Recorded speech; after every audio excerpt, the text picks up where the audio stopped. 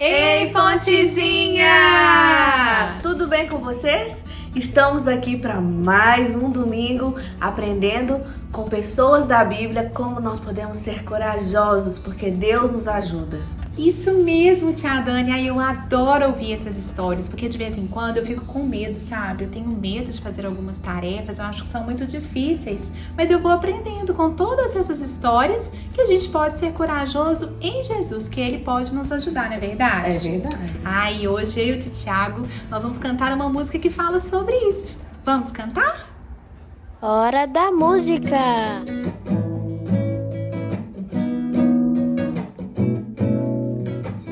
Meu Deus é um Deus grandão, meu Deus é um Deus grandão, meu Deus é um Deus grandão, estou bem em suas mãos. Meu Deus é um Deus grandão, meu Deus é um Deus grandão, meu Deus é um Deus grandão, estou bem em suas mãos. Mais alto que o arranha-céus, profundo como o submarino, maior que o universo e mais que tudo que sonhei. Me ama e me conhece, desde sempre foi assim. É bom saber que Ele tem um plano para mim. Meu Deus é um Deus grandão, meu Deus é um Deus grandão, meu Deus é um Deus grandão, estou bem em suas mãos. Meu Deus é um Deus grandão, meu Deus é um Deus grandão, meu Deus é um Deus grandão, estou bem em suas mãos. Mais alto que o arranha-céus, profundo como o submarino, maior que o universo e mais que tudo que sonhei. Me ama e me conhece, desde sempre foi assim. É bom saber que Ele tem um plano para mim. Meu Deus é um Deus grandão, meu Deus é um Deus grandão, meu Deus é um Deus grandão, estou bem em suas mãos. Meu Deus é um Deus grandão, meu Deus é um Deus grandão, meu Deus é um Deus grandão, estou bem em suas mãos.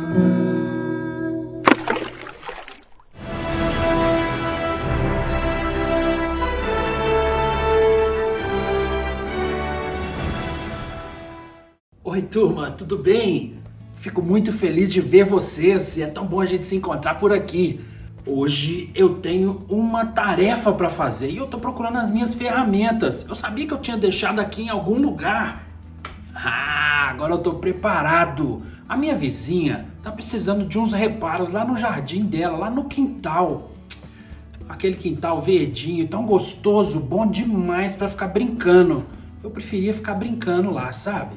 Mas o quintal dela é tão bonito que eu vou caprichar. Por isso que eu tô com a minha fantasia de super-herói para eu fazer um excelente trabalho. O jardim dela é o mais bonito do quarteirão.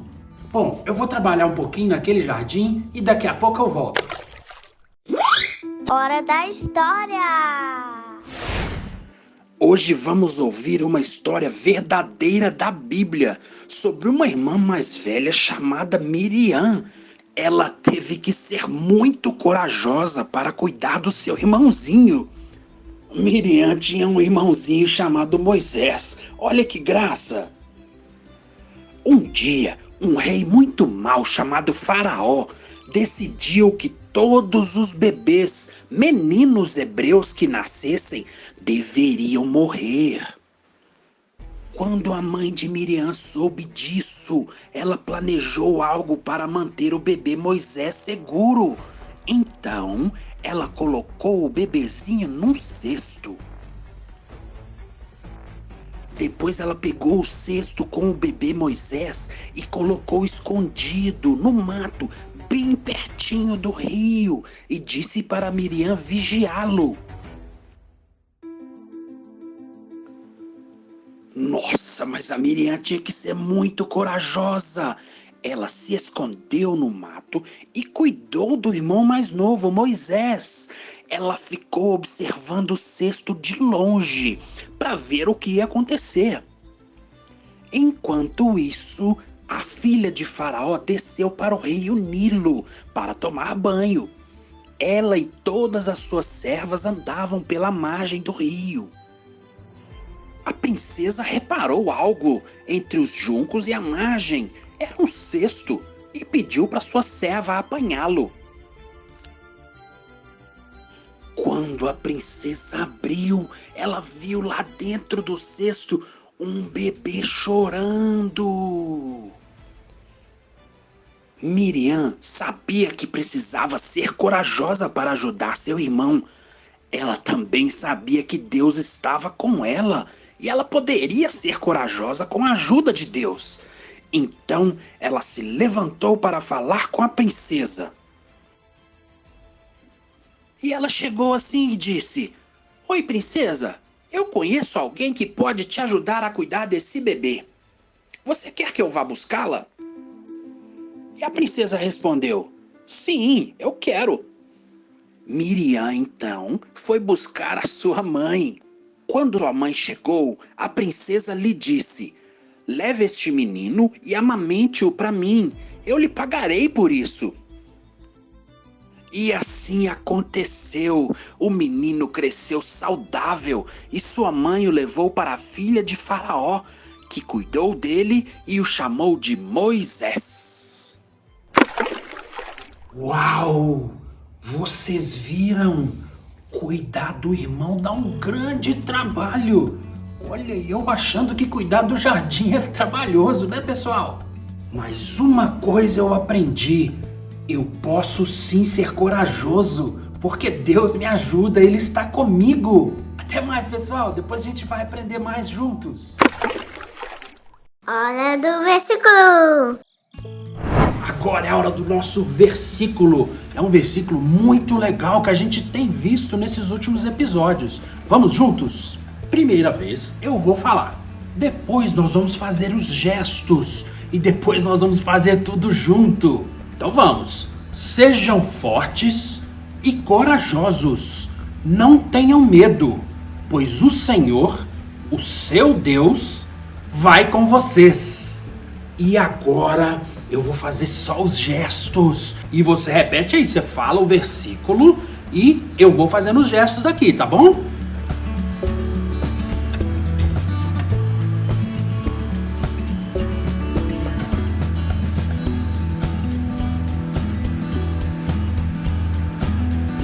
Quem conseguiu falar certinho o versículo?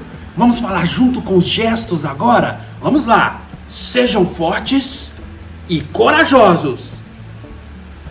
Não temam, pois o Senhor, o seu Deus, vai com vocês.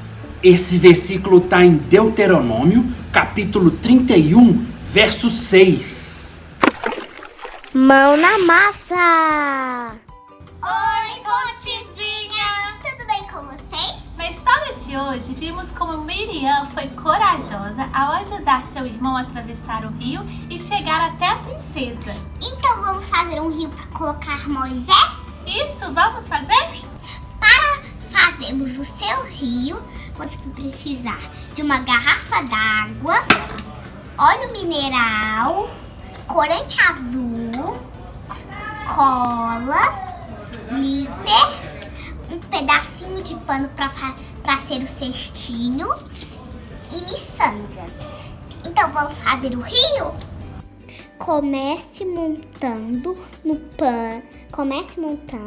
pano o corpinho de Moisés. Depois coloque na água corante azul, uma gota. Depois chacoalhe. Depois coloque um pouquinho de glitter. E coloque óleo mineral.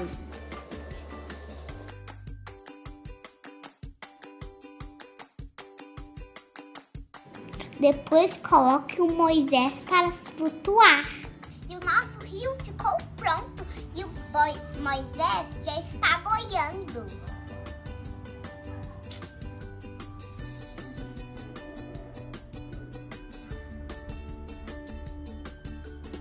Para Miriam, foi grande o trabalho de cuidar do seu irmão mais novo e ter a certeza de que ele estava seguro.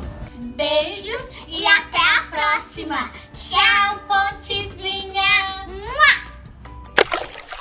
Vamos orar? Querido Deus, muito obrigada por essa história, obrigada pela história de Miriam.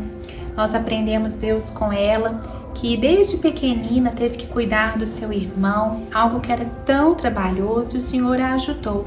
Que o Senhor possa, Pai, nos fortalecer, fazer de nós corajosos no Senhor quando tivermos um trabalho difícil, algo que nós tenhamos medo, Pai, que o Senhor venha nos capacitar. Nós te amamos, Jesus. Obrigada por tudo que Tu és. Em nome de Jesus. Amém. Tchau, Pontezinha!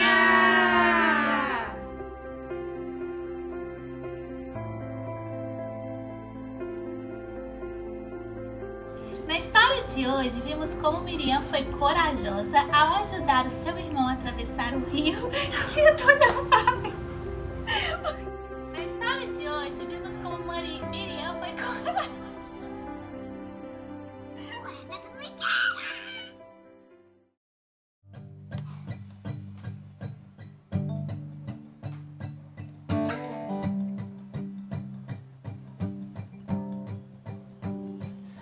Veja o amor do Pai, mistério que eu não posso entender. Quão grande é o seu amor e o quanto nos deseja. As coisas desse mundo não são nada diante dele, Pai infalível, o que se compara a ti. Veja o Filho de Deus, leão e o cordeiro dado a nós. O Verbo se encarnou, Salvador da minha alma. Sofreu por tanto amar a humanidade, em seu sangue a salvação. Jesus Messias, o justo se entregou. Oh, não foi o fim, ele ressuscitou. Declare: canta minha alma, canta minha alma, que amor tão grande, que amor tão grande, que grande amor.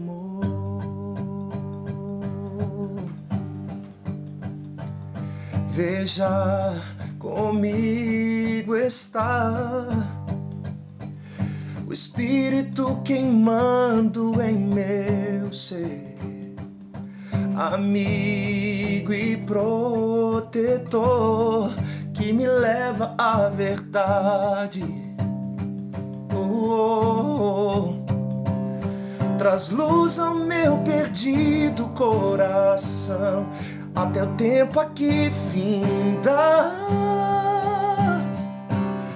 Ó Santo Espírito, teu reino eu quero ver. Ó Santo Espírito, faz em mim o teu querer. Canta minha alma, canta minha alma, que amor tão grande, que amor tão grande. Canta minha alma, canta minha alma, que amor tão grande, que amor tão grande, que grande amor.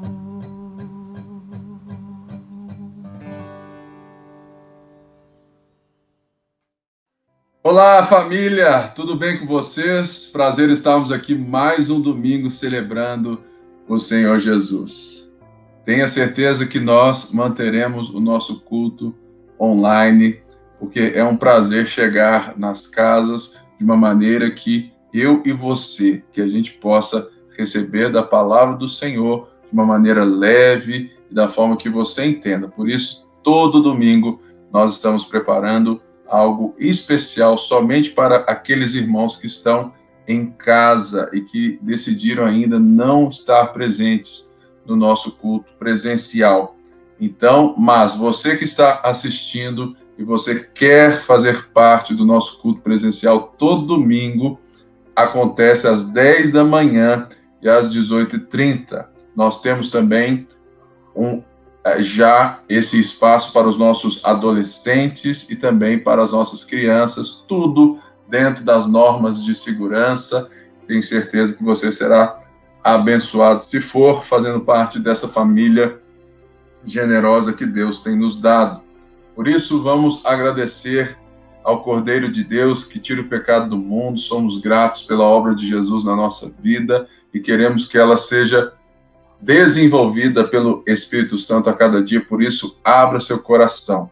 E uma das coisas que nós somos chamados a ser é generosos, porque Deus é generoso em si mesmo. A Bíblia fala que aquele que dá com alegria, né? Ou seja, o que é isso? Dar com alegria. Paulo nos chama também a fazer isso, dizendo que nós devemos dar com alegria. Porque quem dá com alegria, dá sem olhar a retribuição. Se você dá o dízimo, a sua oferta, pensando no quanto você será abençoado, ou seja, na retribuição, isso não significa que você está dando com alegria. Dar com alegria é ter o prazer de abençoar, porque você já está plenamente abençoado. É não querer nada em troca, é se expressar diante de Deus em generosidade. Eu tenho certeza que nós somos um povo generoso, por isso você que faz parte da família Ponte, que você seja generoso. Está aqui a conta da nossa igreja, a chave do Pix é o nosso CNPJ, e você pode ser generoso. Nós estamos lançando algo lindo na nossa Vila Paquetá, que é uma vila perto da nossa igreja, onde nós estamos com um trabalho social, estamos começando uma escolinha de futebol.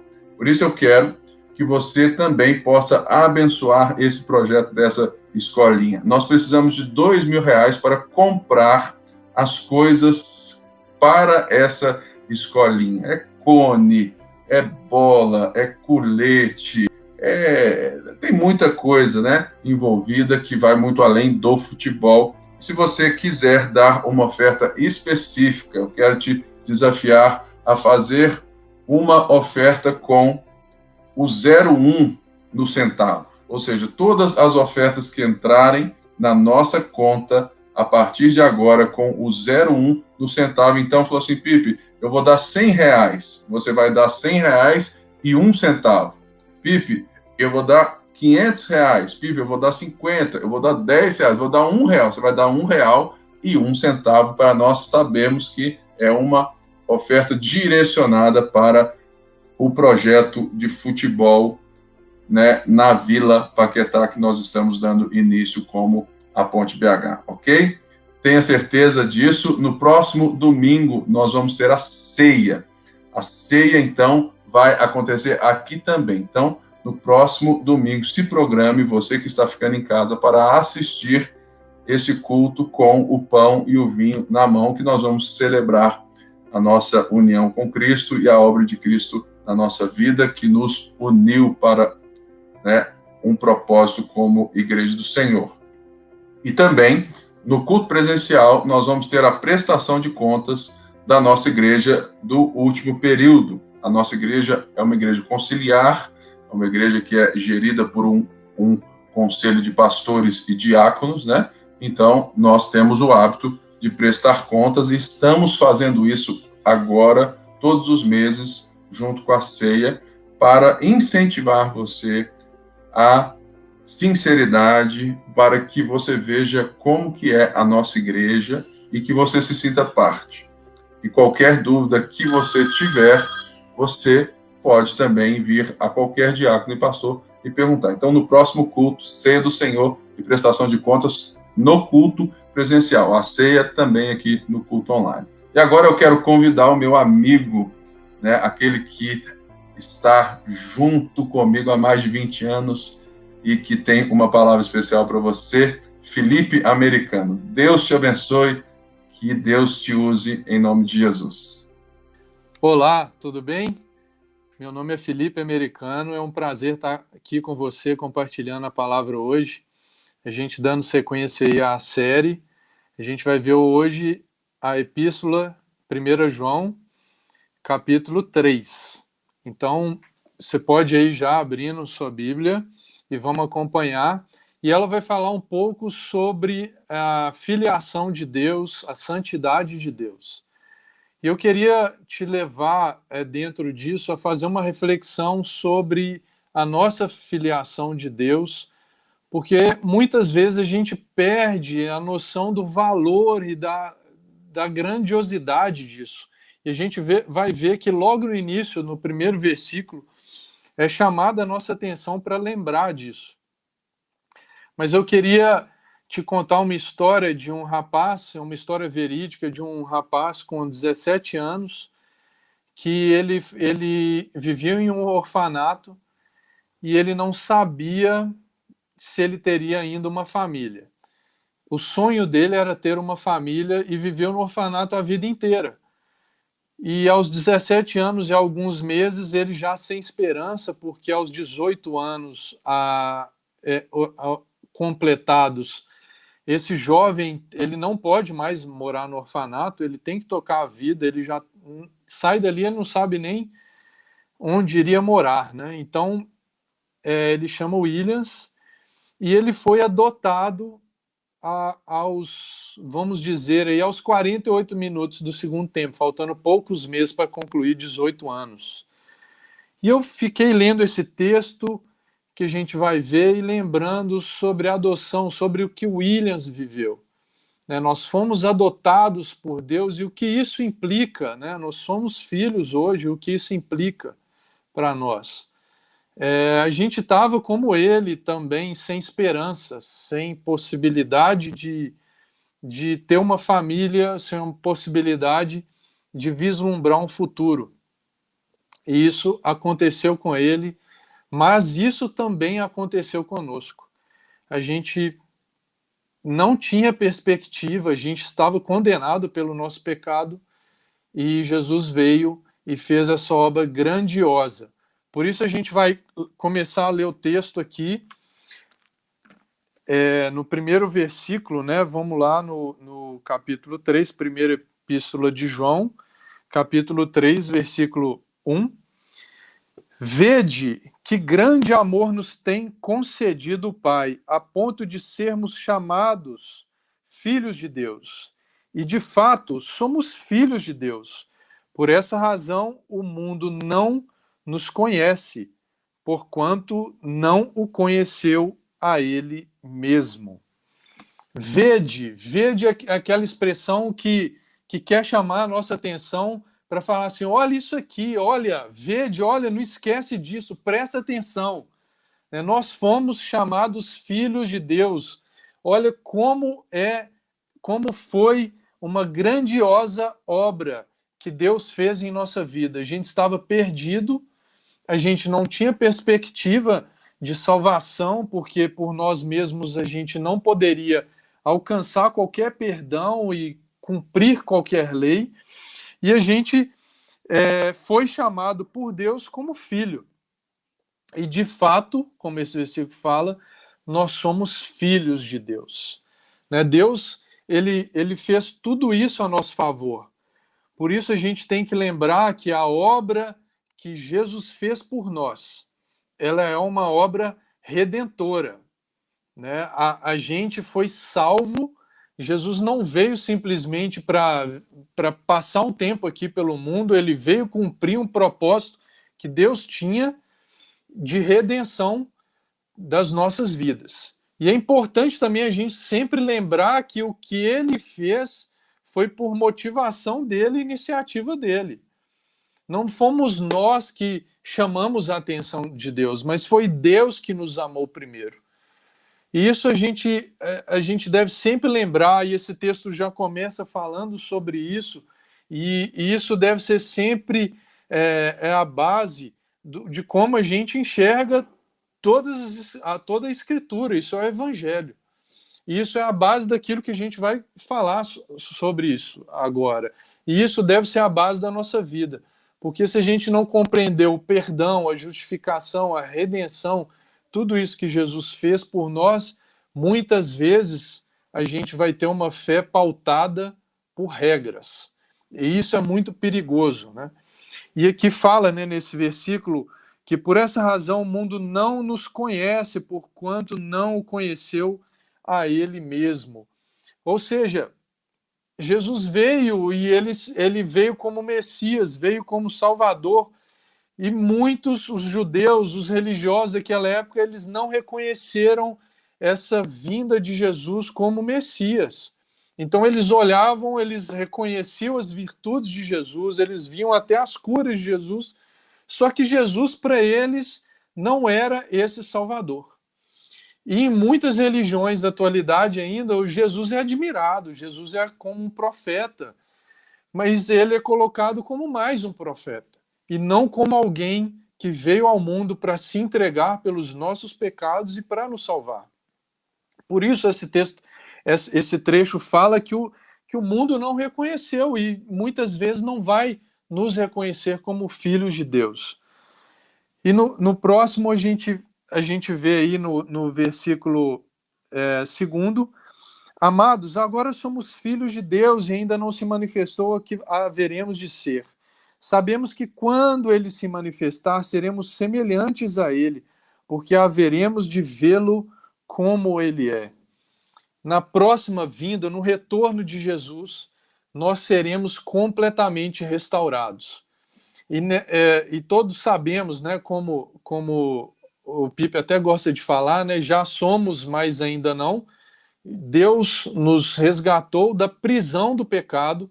Então hoje nós não precisamos mais viver sob o jugo do pecado, nós somos livres em Cristo, mas ainda nós temos uma natureza pecaminosa, nós ainda nos inclinamos para o pecado, nós ainda temos tentações para pecar. Por isso é que fala que quando ele se manifestar, nós seremos semelhantes a ele, porque haveremos de vê-lo como ele é. Deus é dessa forma. Quando a gente o conhece, a beleza, a grandiosidade, o amor dele nos transforma e nos purifica. Por isso que na segunda vinda, quando tudo for restaurado, nós veremos a Deus e tudo será pleno. Não haverá dor, não haverá mais sofrimento. E o que ele fala é que esse contato nosso com essa beleza plena de Deus, isso vai nos restaurar completamente e nos purificar completamente. E ligado a isso, né, na sequência aqui a gente vê como ocorre essa purificação, né, inicial do homem, a nossa purificação, e como a gente deve viver, né, como a gente deve visar essa nossa purificação, que é caminhando com Deus. E agora a gente vai ler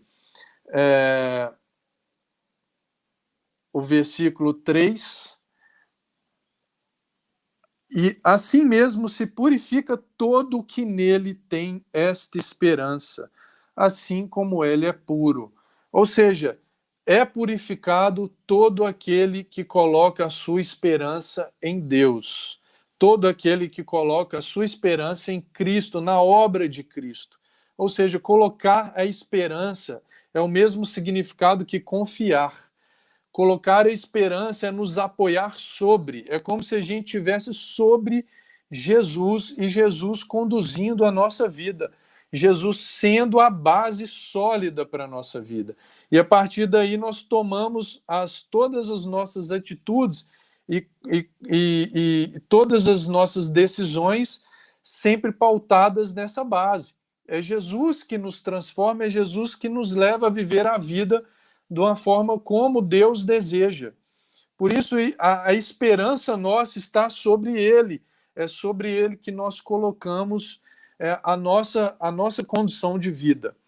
Então, a esperança, ela fala isso, tanto dessa esperança do nosso futuro, dessa redenção completa, no sentido de purificação completa, aliás, e essa vida plena que nós teremos quando Ele retornar, né? Que o versículo anterior falou, né, que seremos como Ele, veremos Ele de forma plena. Então, a esperança, ela fala isso, como nós temos colocado a nossa esperança, em que temos colocado a nossa esperança. A nossa esperança fala de confiar em coisas ou pessoas. Nós podemos confiar em pessoas ou coisas acima de Deus. Por isso eu te levo à reflexão, né, nesse tempo, e em seu coração. Sonde o seu coração. Em que você tem confiado? Em que você tem depositado a sua esperança? Em que você tem colocado as suas energias, os seus pensamentos no tempo que você tem livre? Você tem buscado o quê? Você tem buscado conquistas, dinheiro? Você tem buscado reconhecimento das pessoas? Isso tudo como um fim último, né? Porque não é errado ter dinheiro, não é errado relacionar com as pessoas e às vezes ser admirado, mas é errado quando a gente busca o dinheiro como a coisa mais importante da nossa vida. É errado quando a gente busca o amor das pessoas, o reconhecimento das pessoas como algo principal da sua vida. E isso nós passamos a confiar nessas coisas e ter esperança nessas coisas. E quando a gente distorce essa ordem, a gente vai ver aqui para frente que a tendência é de vivermos uma vida de pecado, uma vida em que buscamos a realização em coisas últimas, em coisas totalmente secundárias, e a gente passa a desviar o nosso foco de Deus, a nossa esperança de Deus. Então a gente tem que colocar a nossa esperança em Deus como se nós fôssemos galhos de uma árvore, como se Jesus fosse essa fonte, esse tronco que nos alimentasse, nos desse a vida, nos instruísse, nos fizesse dar frutos, e que a nossa vida fosse toda dirigida, baseada nele e conduzida por ele. Por isso é muito importante essa nossa reflexão de que em que está a nossa confiança. Quando a nossa confiança está nele, a nossa esperança está nele, a nossa vida é de acordo com a vontade dele. É uma vida que a gente vive pautado na obra do Evangelho, na graça, é uma vida mais leve também, porque a gente confia naquilo que ele fez e não naquilo que a gente quer construir. E agora, dando andamento, a gente vai falar um pouco aqui, né, sobre essa prática, essa vida que às vezes tem um pecado, essa vida que às vezes o pecado se torna uma prática mais constante. E o versículo 4, ele começa falando: todo aquele que pratica o pecado também transgride a lei, porque o pecado é a transgressão da lei. Sabeis também que ele se manifestou para tirar os pecados, e nele não existe pecado. Todo aquele que permanece nele não vive pecando. Todo aquele que vive pecando não o viu, nem o conheceu. Filhinhos, não vos deixeis enganar por ninguém. Aquele que pratica justiça é justo, assim como ele é justo. Aquele que pratica o pecado procede do diabo, porque o diabo vive pecando desde o princípio. Para isso se manifestou o Filho de Deus, para destruir as obras do diabo. Todo aquele que é nascido de Deus não vive na prática do pecado, pois o que permanece nele é a divina semente. Ora, esse não pode viver pecando, porque é nascido de Deus. Então aqui ele faz todo esse relato, o texto relata que nós, nascidos de Deus, não podemos viver pecando. Ou seja, o pecado na vida do cristão, ele acontece sim, ele acontece porque ainda temos uma natureza pecaminosa, nós vamos pecar ocasionalmente, nós vamos... não vai ser aquele caminho de pecado. Então, assim, a gente vai cometer erros, mas a gente vai estar ainda seguindo o caminho de Cristo. E nesse caminho é importante distinguir essa diferença entre o erro ocasional, o pecado ocasional e o pecado em que nós praticamos de forma deliberada como rebelião contra Deus. Né? O cristão, o crente, ele caminha, ele coloca a confiança dele em Deus, ele confia, ele ama Jesus, ele ama a obra de Jesus, e num certo momento ele vai cair, ele vai praticar um pecado, ele vai ficar irado com um familiar, com o filho, com a esposa, com o marido, ele vai de alguma forma mentir para alguém, mas quando ele cair em si, ele vai falar: gente, que bobeira que eu fiz, né? Eu menti, eu falei algo que não é a verdade, eu atingi uma pessoa e atingi a Deus, eu feri a Deus com essa minha conduta. E por outro lado, tem aqueles aqui que a palavra fala que pertencem ao diabo porque ele tem um coração rebelde contra Deus. É às vezes aquela pessoa que até está na igreja, ela frequenta a igreja, mas ela não tem em si nenhum sinal de obra redentiva, ele não tem em si nenhum sinal de que o Espírito Santo move na vida dele, que a palavra transforma o coração dele. Ele simplesmente vive uma vida de pecado. E como é essa vida de pecado? Ele peca e o pecado não tem qualquer temor no coração dele de pecado. Ele peca e depois sente vontade de pecar, peca. Ele faz a outra atitude pecaminosa e peca, não tem arrependimento, não tem temor. O pecado para ele é simplesmente mais uma atitude, uma prática de vida e que não gera qualquer peso no coração, não gera qualquer necessidade de pedido de perdão e de restauração com as pessoas também. Então é uma pessoa que vive para si, para satisfazer seus prazeres todo o tempo e não tem em Jesus essa confiança e essa esperança de vida. Ele se alimenta dos outros deuses que ele cria. Então, seja um Deus da área sexual, seja um Deus da área financeira, seja o dinheiro, ele vai fazer de tudo, ele vai mentir quantas vezes for para realizar a necessidade dele, para realizar os desejos materiais dele, por exemplo.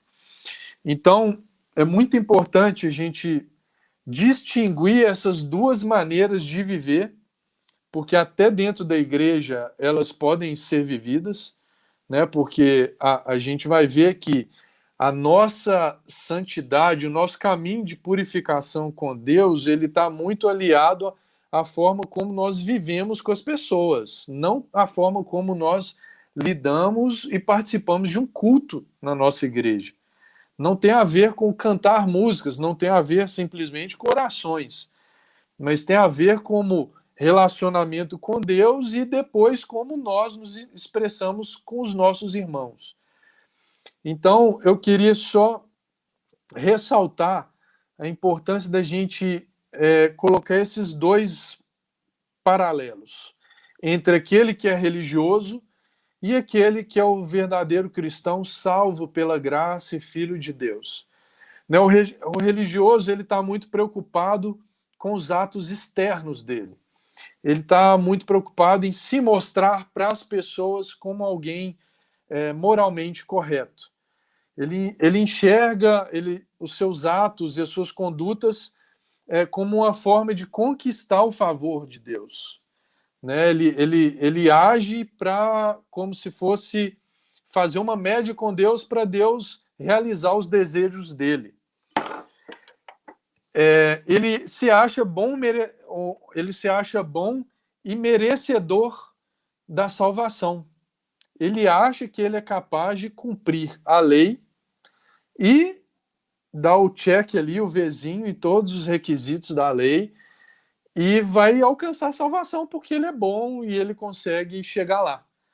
É sempre bom lembrar que, como tem sido já falado na série, né, a lei, né, a lei de Moisés, ela veio para expressar um modo de santidade de Deus.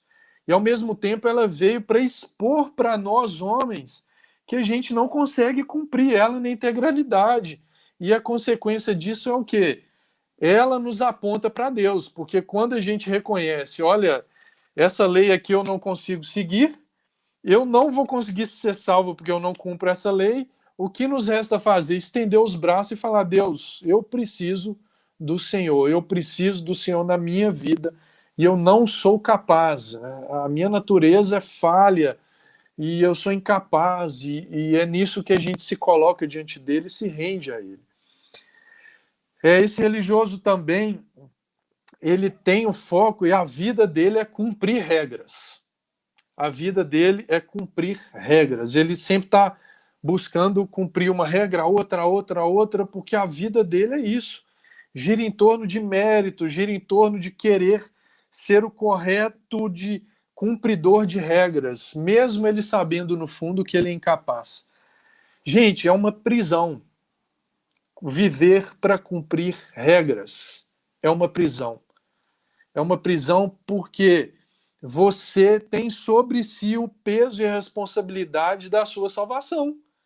Então, se você falhar ali, sua vida acabou.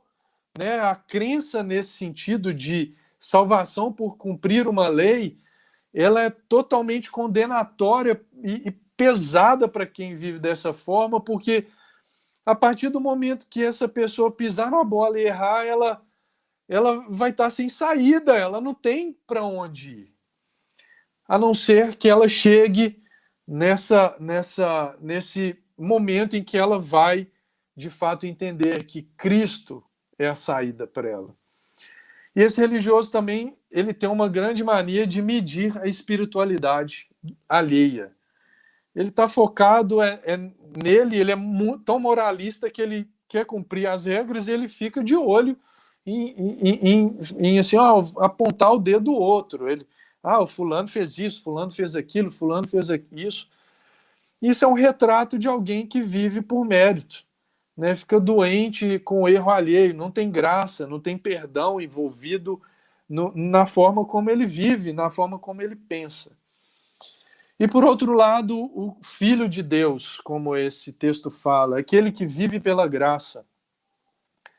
Ao lidar com a lei, o Filho de Deus, logo ele reconhece a sua vulnerabilidade. E o resultado disso é que ele já se prostra diante de Deus e fala, Deus, eu não dou conta, me ajuda. Vem, Senhor, me salvar, eu preciso do Senhor para me salvar. eu preciso do teu amor, da tua redenção, da tua justificação, Jesus, para me salvar, porque por mim eu não sou capaz. A partir daí ele tem o perdão, a partir daí ele é recebido por Deus como filho, e diante de tamanha graça, tamanho amor, ele passa a viver sob a ótica do perdão com as pessoas, sob a ótica do amor, sob a ótica da graça. Então ele reconhece a sua dependência de Deus também. Ele ama a Deus e ele segue a Deus, ao que Deus ensina, não como algo que ele tem que cumprir uma regra, mas porque ele ama tanto a Deus, ele está tão grato a Deus por tudo que Deus fez, porque essa pessoa que hoje é filho de Deus, antes ela não tinha saída. Ela estava condenada com uma sentença pregada de que ela seria morta pelos pecados. E agora ela se depara com Deus que antes nos via como inimigos, porque todo pecador e todo rebelde contra Deus é inimigo de Deus. E esse Deus olha para nós e olha para essa pessoa e fala assim: você é meu filho, você confia na obra de Jesus, você confiou e você é meu filho. E aí, a consequência disso é amor a Deus, olhar para Deus e amar tudo que Deus ama. Quando nós somos transformados por Deus, nós amamos aquilo que Deus ama. Por isso a lei a gente vê como um padrão de vida, um padrão de conduta. A gente vê como um Deus amoroso. A gente vê a lei como expressão de um Deus amoroso também. E isso vai pautar a forma como a gente vai viver daí para frente, amando o que Deus ama. Por isso, a obra de Jesus ela veio para tirar os nossos pecados, a condenação, aquela corrente que nos prendia, e também ela veio também para quebrar o poder do pecado. Ela veio para tirar, só corrigindo um detalhe, ela veio para tirar o pecado, a condenação do pecado que estava sobre nós. Ela veio para pegar essa sentença que nós teríamos que cobrir, que era a morte, e foi imputada sobre Jesus essa sentença. Então, não pense que Jesus veio e que os pecados simplesmente foram apagados, extintos. Isso é errado, isso não é bíblico. O que aconteceu, sim, foi a sentença que estava sobre nós foi colocada sobre Jesus. E Jesus sofreu a pena por essa sentença, a pena de morte dessa sentença. E a partir daí também, a vinda de Jesus para nós hoje, ela serviu também para a quebra do poder do pecado, ou seja, antes éramos prisioneiros do pecado, a gente não conseguia sair da vida de pecado. Eu falo da vida de pecado constante, permanente, dessa prática de rebelião contra Deus. E nisso, pela graça de Deus, nós podemos hoje viver, né, sem estar presos por esse poder do pecado.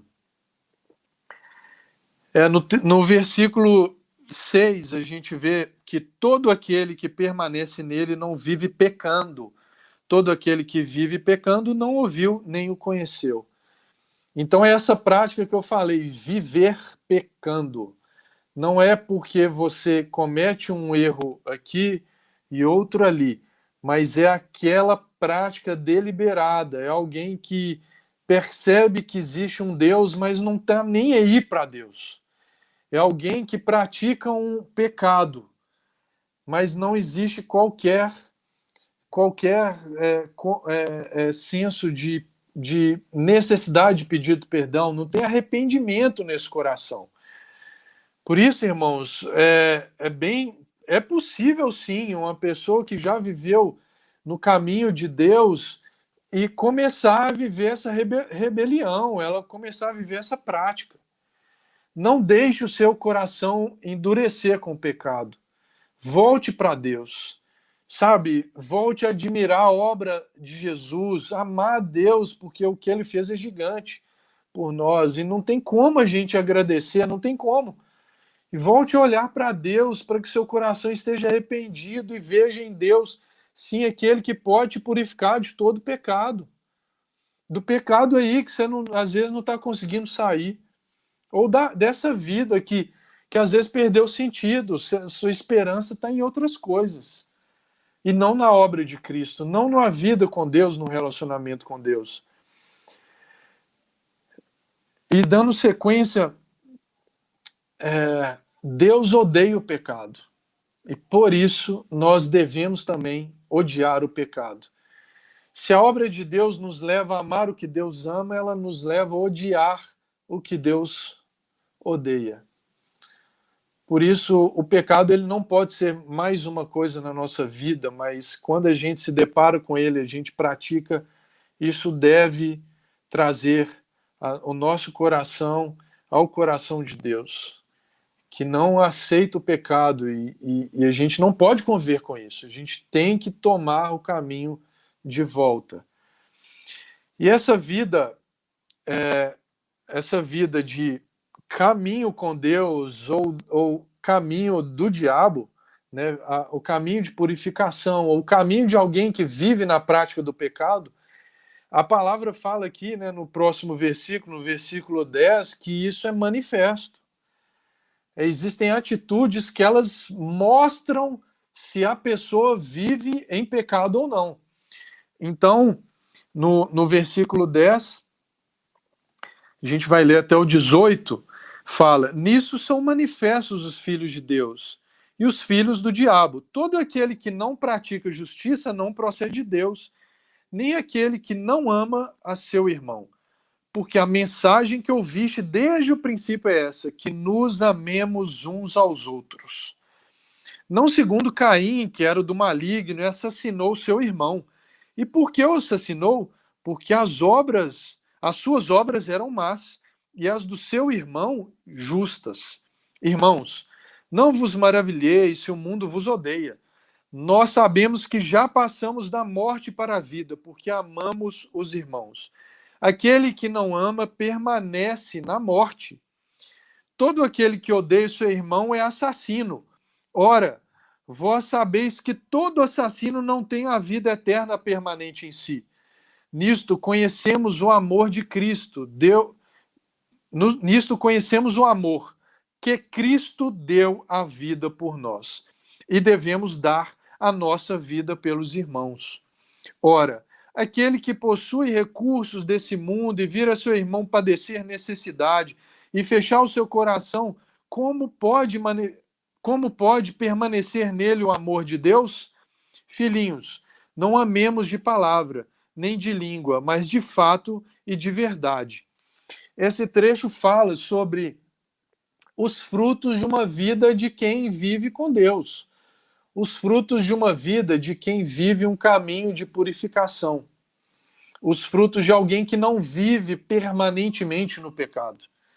São frutos de justiça e amor. Essas pessoas, elas caminham com Deus, elas amam a Deus, o coração delas é dirigido para Deus.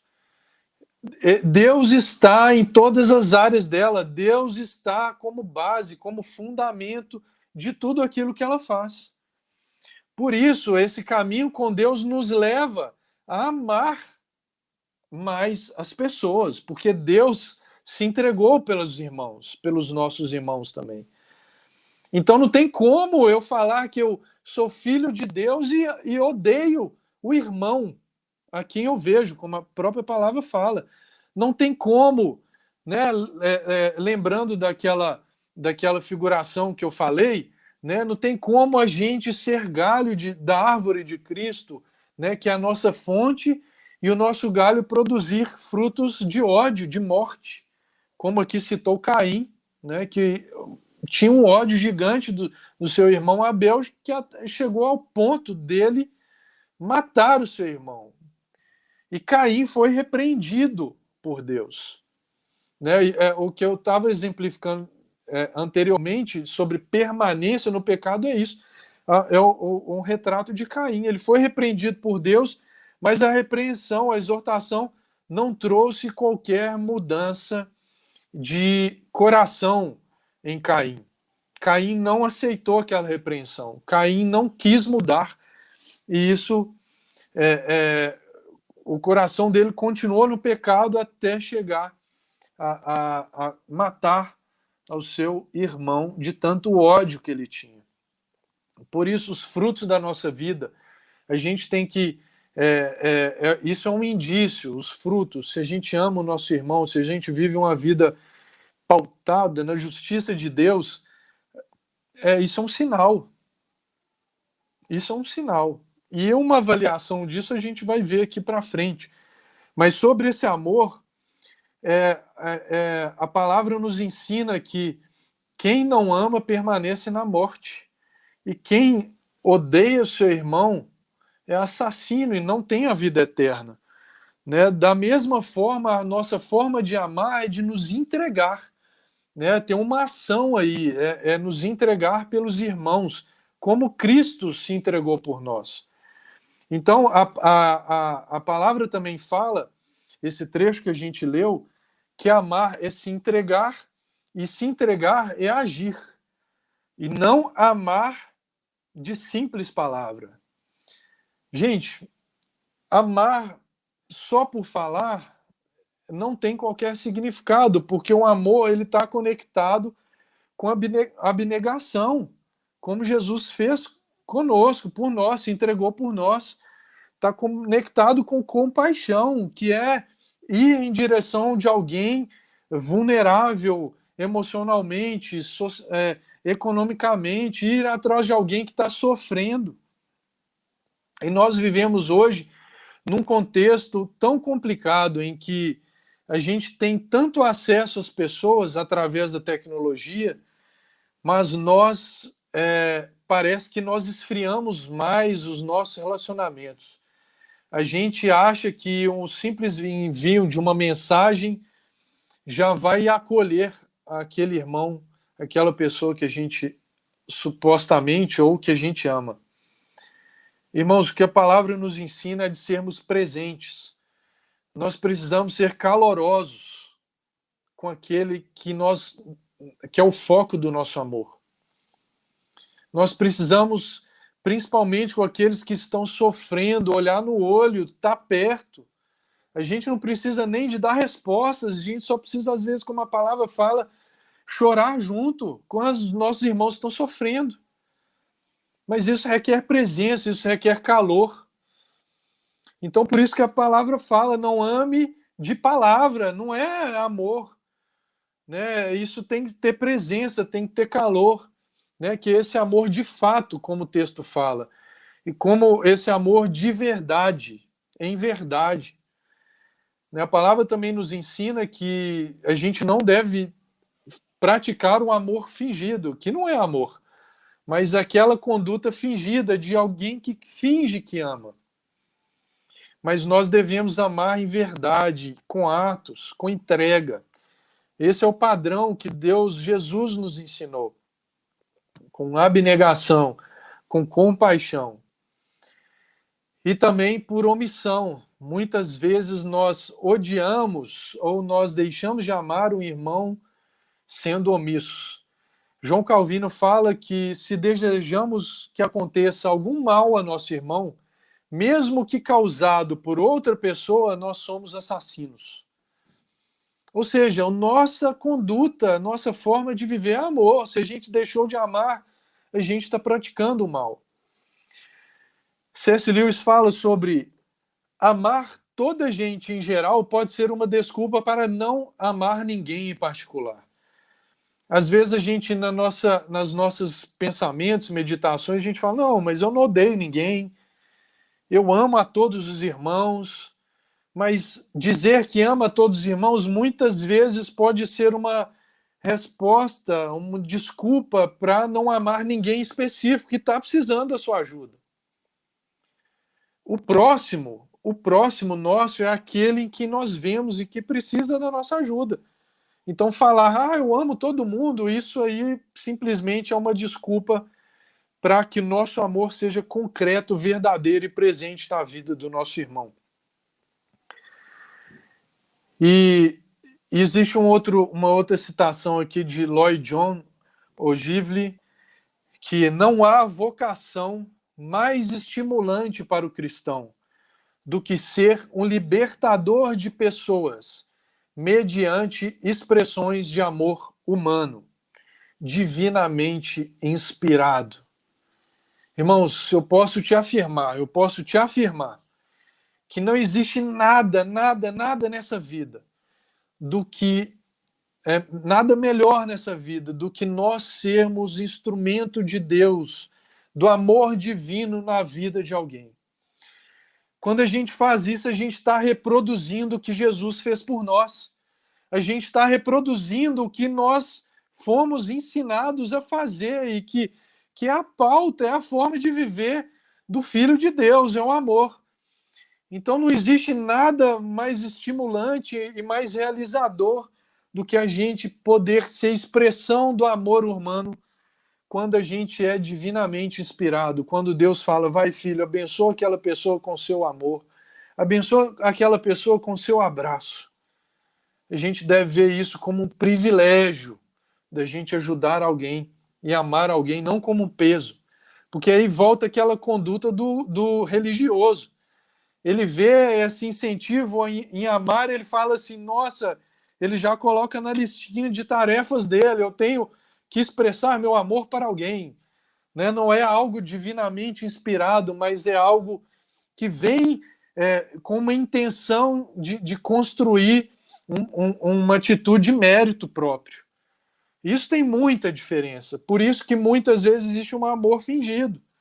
Porque a pessoa está buscando o mérito dela, ela está buscando se fazer alguém que merece o reconhecimento das pessoas e até o reconhecimento de Deus. Mas o vício está ali desde o início do ato. Né? Ele está buscando impressionar alguém, mas um amor fingido. Por isso a palavra fala, né, que esse amor fingido também é pecado. Não vem de Deus. Você já imaginou Jesus nos amando de forma fingida? Jamais. Jesus amou em verdade até o ponto que ele se entregou por nós. Isso é muito bonito e a gente já chegando para o final, versículo 19 até o final do capítulo. E nisso conheceremos que somos da verdade, bem como perante ele tranquilizaremos o nosso coração. Pois se o nosso coração nos acusar, certamente Deus é maior do que o nosso coração e conhece todas as coisas.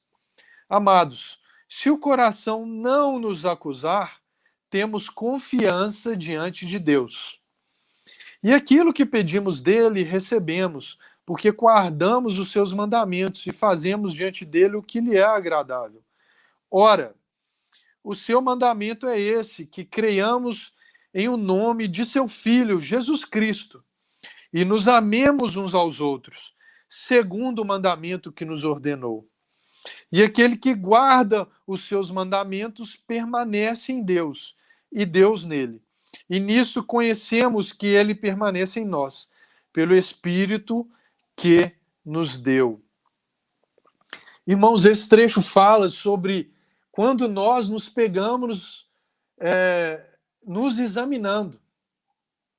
Será que a nossa consciência, será que o nosso coração nos acusa de aquilo que nós vivemos? Será que quando nos examinarmos, nós vamos perceber que nós estamos vivendo a vida de pecado? Ou será que a gente pode se acusar, mas a gente pode perceber que não é bem assim? Porque o que esse texto fala é quando o nosso coração está tranquilo diante de Deus, a gente ama a Deus, a gente ama os irmãos, o nosso coração está tranquilo, porque nós estamos caminhando. Às vezes a gente cai num erro, no outro, mas a gente está caminhando com Deus. E a gente ama as pessoas e Deus sobre todas as coisas.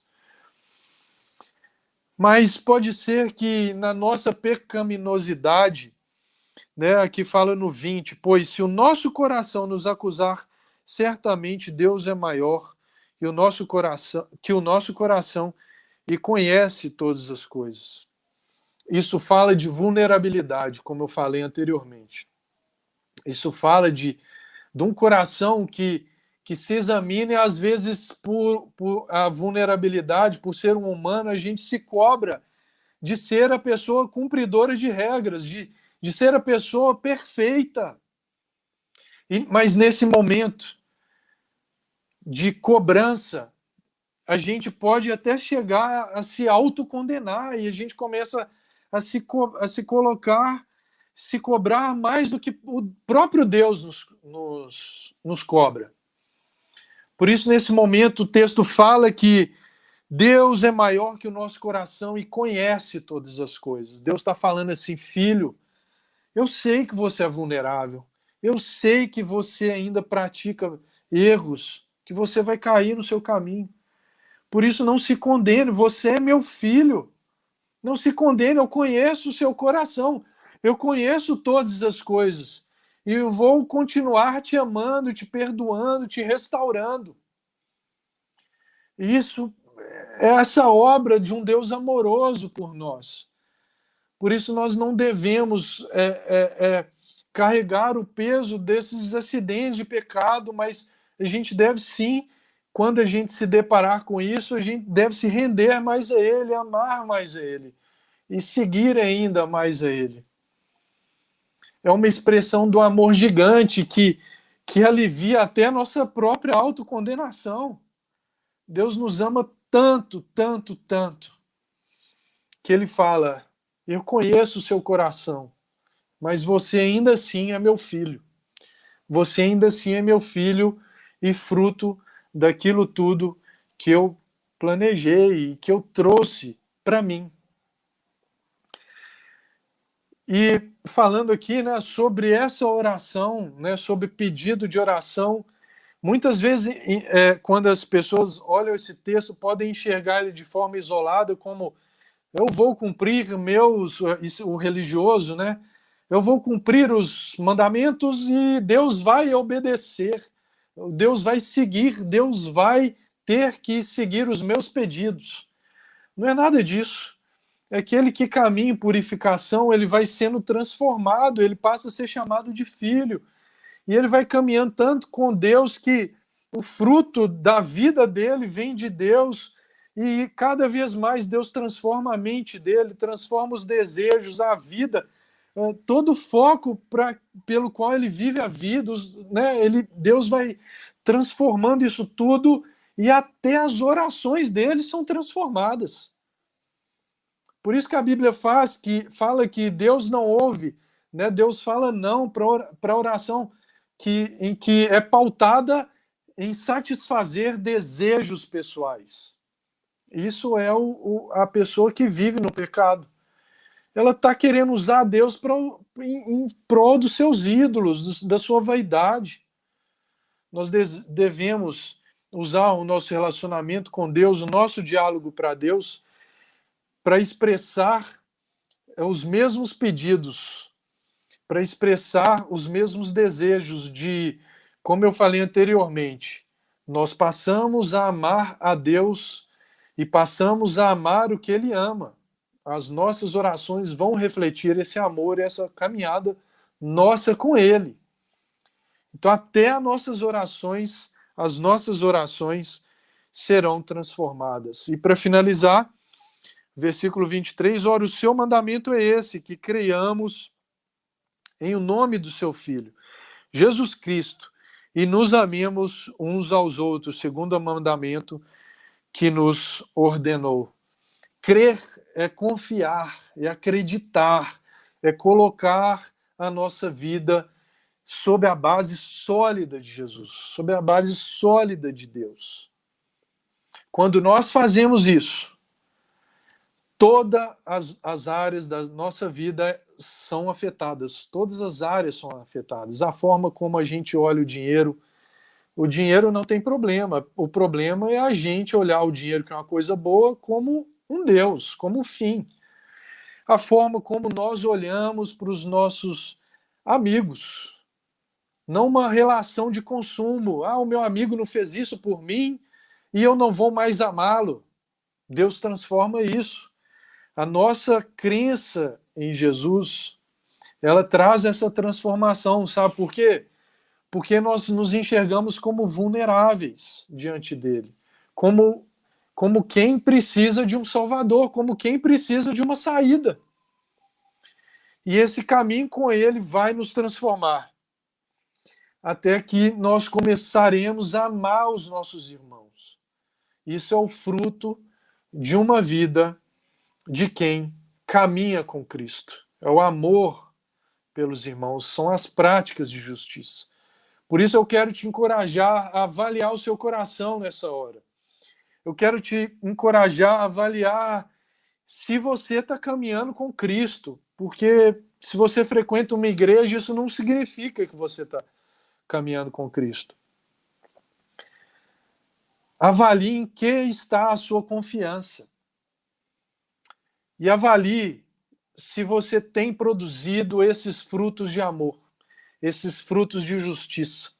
Se você simplesmente acredita em Deus, porque isso, irmãos, é o que acontece muitas vezes. Você acreditar é saber que Jesus veio.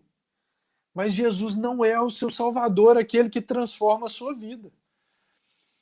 Então busque, nesse momento, avaliar, sondar o seu coração, para que, primeiro, você ame a Deus sobre todas as coisas, você deseje caminhar com Ele e amar o que Ele ama, amando os irmãos.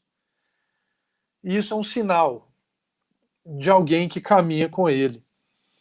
Por isso eu te encorajo a fazer uma oração. Acompanhe, né, nesse momento a minha oração. Se você quiser, nesse momento, ficar à vontade aí e se dobrar diante de Deus, se arrepender diante de Deus agora ou depois da minha oração. Mas não deixe, irmão, não fique onde você está. Não fique parado numa vida de pecado.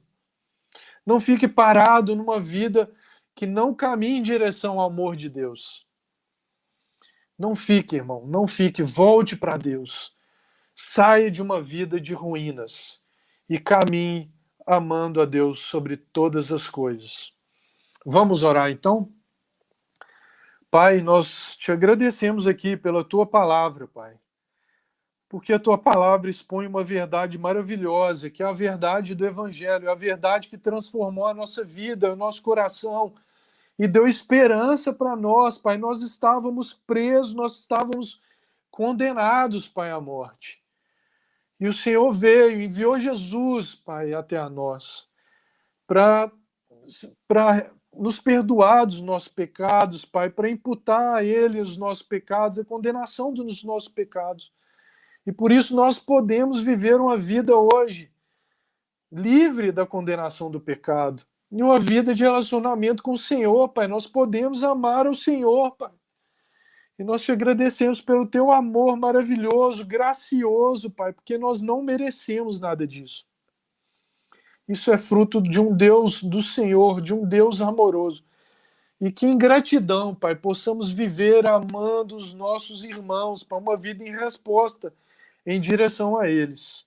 E uma vida de quem pratica a justiça onde vai, a verdade.